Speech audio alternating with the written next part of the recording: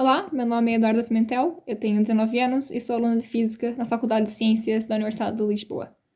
Eu sempre quis ser cientista, quando conheci a Física e a Astronomia, percebi logo que isso era o que eu queria fazer para sempre, e então posso dizer que hoje em dia estou a viver um sonho de infância a estudar Astronomia. Mas teve dois episódios que me marcaram bastante na minha infância, que envolvem meus primeiros contactos com a ciência.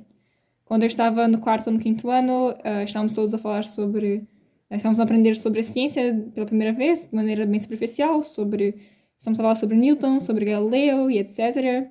E eu fui super animada a conversar com meus colegas sobre isso, e um rapaz virou-se para mim e disse: mas todos os cientistas são homens.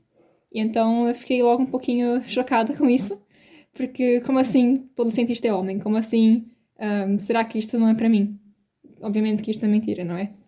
Mas depois também, por outro lado, no sexto ano, uma professora minha, que sabia que eu gostava muito de ciência, deu-me um livro que era a biografia da Marie Curie, e eu fiquei encantada. Isto foi para mim um pouco uma luz no fim do túnel. Eu percebi que, olha, afinal, há mulheres na ciência sim, e há mulheres a fazer coisas incríveis na ciência. E de facto, na astronomia nós temos vários exemplos, como a Amy Neddard, Vera Rubin, Katherine Johnson, entre tantas outras. Mas, historicamente, nós fomos de facto excluídas do meio científico, do meio académico, porque não podíamos entrar em universidades, ou então porque os homens recebiam o mérito pelo trabalho que nós fizemos. Mas hoje em dia isto está a mudar, e isso deve mudar.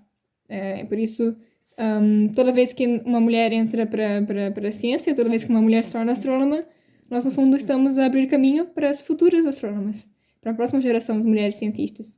E assim estamos a contribuir para que o ambiente da astronomia seja um ambiente mais igualitário, em que as pessoas tenham a oportunidade de fazer aquilo que elas amam, sem julgamento por conta de género ou qualquer coisa.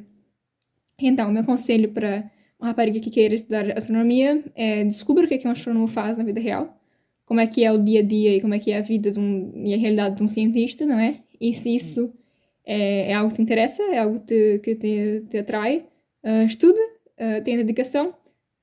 Pode parecer uma coisa muito difícil, muito longe, assim. De facto, é um bocado cansativo, é preciso ter muita dedicação, mas está dentro do teu alcance. Não desista, não deixe ninguém te convencer de que isto não é para ti, porque afinal a astronomia é para toda a gente.